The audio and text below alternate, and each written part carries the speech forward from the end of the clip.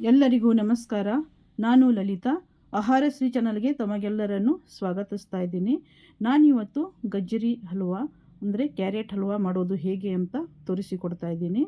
ನಾನಿಲ್ಲಿ ಕ್ಯಾರೆಟ್ ಅರ್ಧ ಕೆ ಜಿಗಿಂತ ಹೆಚ್ಚು ತೊಗೊಂಡಿದ್ದೀನಿ. ಅದನ್ನು ಈ ರೀತಿಯಾಗಿ ನಾವು ಕ್ಲೀನ್ ಮಾಡ್ಕೊಳ್ಳೋಣ. ಈ ರೀತಿಯಾಗಿ ಪೀಲ್ ಮಾಡಬೇಕು. ಮಾಡಿ ಇದನ್ನು ಚೆನ್ನಾಗಿ ತೊಳೆದು ತೊಗೊಂಡಿದ್ದೀನಿ. ಈಗ ಇದನ್ನು ತುರಿಯೋ ಮನೆಯಿಂದ ನಾವು ತುರ್ಕೊಳ್ಳೋಣ. ಇವಾಗ ನೀವು ನೋಡ್ಬೋದು ಇಲ್ಲಿ ಎಲ್ಲ ಗಜರನ್ನು ಇಲ್ಲಿ ತುರಿದು ತೊಗೊಂಡಿದ್ದೀನಿ ನಾನು. ಈಗ ಒಂದು ಗ್ಯಾಸನ್ನು ಆನ್ ಮಾಡಿ ಒಂದು ಪಾತ್ರೆಯನ್ನು ಇಟ್ಟಿದ್ದೀನಿ. ಆ ಪಾತ್ರೆಗೆ ಒಂದು 2 ಸ್ಪೂನಷ್ಟು ತುಪ್ಪ ಹಾಕಿದ್ದೀನಿ. ತುಪ್ಪ ಹಾಕಿ ಗೋಡಂಬಿಯನ್ನು ಸ್ವಲ್ಪ ಹುರ್ಕೊಳ್ಳೋಣ. ಕಲರ್ ಚೇಂಜ್ ಆಗುವವರೆಗೂ ಗೋಡಂಬಿ ಹುರ್ಕೊಳ್ಳೋಣ. ಕಲರ್ ಚೇಂಜ್ ಆದ ನಂತರ ಇದರಲ್ಲಿ ನಾವು ದ್ರಾಕ್ಷಿಯನ್ನು ಹಾಕಿ ಹುರ್ಕೋಬೇಕು. ನೋಡಿ, ಇಲ್ಲಿ ದ್ರಾಕ್ಷಿ ಹಾಕ್ತಾಯಿದ್ದೀನಿ. ದ್ರಾಕ್ಷಿಯನ್ನು ಹುರ್ಕೊಳ್ಳಿ. ದ್ರಾಕ್ಷಿ ಸ್ವಲ್ಪ ದಪ್ಪ ಆಗಬೇಕು, ಅಲ್ಲಿವರೆಗೂ ಹುರ್ಕೊಳ್ಳಿ. ಇವಾಗ ದ್ರಾಕ್ಷಿ ದಪ್ಪ ಆಗಿದೆ. ಇದನ್ನು ಒಂದು ಪ್ಲೇಟಿಗೆ ತೆಗೆಯೋಣ.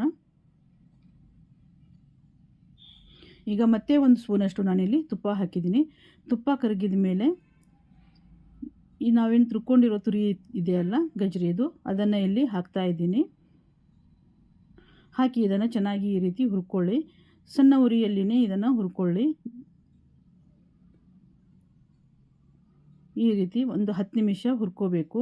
10 ನಿಮಿಷ ಹುರಿದಾದ ನಂತರ ಇದಕ್ಕೆ ಮತ್ತೆ ನಾನು ಒಂದು 2 ಸ್ಪೂನಷ್ಟು ತುಪ್ಪ ಹಾಕ್ತಾಯಿದ್ದೀನಿ.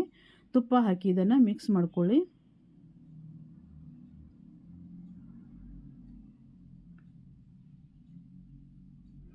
ಈಗ ಒಂದು 10 ನಿಮಿಷನಾದರೂ ಇದನ್ನು ನಾವು ಹುರಿಬೇಕು. ಹುರಿದಾದ ನಂತರ ಇದರಲ್ಲಿ ನಾನು ಅರ್ಧ ಲೀಟರ್ನಷ್ಟು ಹಾಲು ಹಾಕ್ತಾಯಿದ್ದೀನಿ. ಹಾಲು ಹಾಕಿ ಹಾಲು ಎಲ್ಲ ಪೂರ್ತಿ ಡ್ರೈ ಆಗೋವರೆಗೂ ನಾವು ಇದನ್ನು ಕುದಿಸ್ಕೋಬೇಕು. ಇದರಲ್ಲಿ ಸ್ವಲ್ಪ ಏಲಕ್ಕಿ ಪುಡಿಯನ್ನು ನಾನಿಲ್ಲಿ ಹಾಕ್ತಾಯಿದ್ದೀನಿ.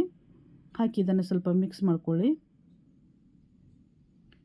ಇದರಲ್ಲಿ ಒಂದೇ ಒಂದು ಪಿಂಚಿನಷ್ಟು ಸ್ವಲ್ಪನೇ ಒಂದು ಚಿಟಿಕೆಯಷ್ಟು ನಾನಿಲ್ಲಿ ಅಡುಗೆ ಸೋಡಾ ಹಾಕ್ತಾಯಿದ್ದೀನಿ.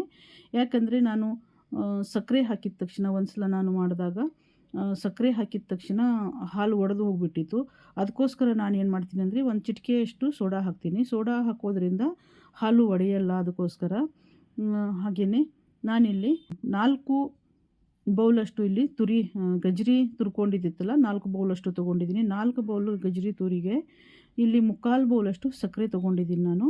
ನೀವು ಬೇಕಿದ್ದರೆ ಸಿಹಿ ಹೆಚ್ಚು ಬೇಕು ಅಂದರೆ ನೀವು ಹೆಚ್ಚು ಸಕ್ಕರೆಯನ್ನು ಕೂಡ ತೊಗೋಬೋದು. ಇಲ್ಲ ನೀವು ಕಡಿಮೆ ಸಿಹಿ ಬೇಕು ಅಂದರೆ ಕಡಿಮೆ ಸಕ್ಕರೆಯನ್ನು ಕೂಡ ನೀವು ಹಾಕ್ಬೋದು. ಅರ್ಧ ಬೌಲಷ್ಟು ಸಕ್ಕರೆಯನ್ನು ಕೂಡ ನೀವು ಹಾಕಿ ಮಾಡ್ಬೋದು. ಈ ರೀತಿ ಡ್ರೈ ಆಗುವವರೆಗೂ ಇದನ್ನು ಕುದಿಸ್ಕೋಬೇಕು. ನಾನು ಮತ್ತೆ ಒಂದು ಅರ್ಧ ಸ್ಪೂನಷ್ಟು ಇಲ್ಲಿ ತುಪ್ಪ ಹಾಕಿದ್ದೀನಿ. ತುಪ್ಪ ಹಾಕಿ ಇದನ್ನು ಮಿಕ್ಸ್ ಮಾಡ್ತಾಯಿದ್ದೀನಿ. ಈಗ ಇದರಲ್ಲಿ ನಾವು ಗೋಡಂಬಿ ದ್ರಾಕ್ಷಿಯನ್ನು ನಾವು ಹುರಿದಿಟ್ಕೊಂಡಿದ್ದೀವಲ್ಲ, ಅದನ್ನು ಇಲ್ಲಿ ಹಾಕ್ತಾಯಿದ್ದೀನಿ. ನೀವು ಮತ್ತೆ ಡ್ರೈ ಫ್ರೂಟ್ಸ್ ಪಿಸ್ತಾ ಏನಾದರೂ ಹೀಗೆ ನೀವು ಹಾಕೋಬಹುದು ಡ್ರೈ ಫ್ರೂಟ್ಸನ್ನ. ಈಗ ನೋಡಿ, ಇಲ್ಲಿ ಸೈಡ್ನಲ್ಲಿ ಎಲ್ಲ ತುಪ್ಪ ಬಿಡ್ತಾ ಇದೆ. ಈ ರೀತಿ ಆದರೆ ಸಾಕು. ಇವಾಗ ಇದು ಹಲ್ವಾ ಆಗಿದೆ. ಈ ರೀತಿ ಹಲ್ವಾ ಆದರೆ ಸಾಕು. ಕ್ಯಾರೆಟ್ ಹಲ್ವಾನ ಸುಲಭವಾಗಿ ಮಾಡೋದು ಹೇಗೆ ಅಂತ ನಾನು ನಿಮಗೆ ತೋರಿಸಿಕೊಟ್ಟಿದ್ದೀನಿ. ನಿಮಗೆ ಸುಲಭವಾಗಿರುವಂಥ ಅಡುಗೆಗಳು ಬೇಕು ಅಂದರೆ ನನ್ನ ಚಾನಲ್ನ ಸಬ್ಸ್ಕ್ರೈಬ್ ಮಾಡಿ ಮತ್ತು ಪಕ್ಕದಲ್ಲಿರುವ ಬೆಲ್ ಐಕಾನ್ನ ಕ್ಲಿಕ್ ಮಾಡಿ. ಹಾಗೆಯೇ ಈ ವಿಡಿಯೋ ನಿಮಗೆ ಇಷ್ಟ ಆದರೆ ದಯವಿಟ್ಟು ಒಂದು ಲೈಕ್ ಕೊಡಿ. ಹಾಗೆಯೇ ನಿಮ್ಮ ಫ್ರೆಂಡ್ಸ್ ರಿಲೇಟಿವ್ಸ್ಗೆ ಕೂಡ ಶೇರ್ ಮಾಡಿ. ಆಹಾರಶ್ರೀ ಚಾನಲ್ನ ವೀಕ್ಷಿಸಿದ ತಮಗೆಲ್ಲರಿಗೂ ನನ್ನ ಆತ್ಮೀಯ ಧನ್ಯವಾದಗಳು.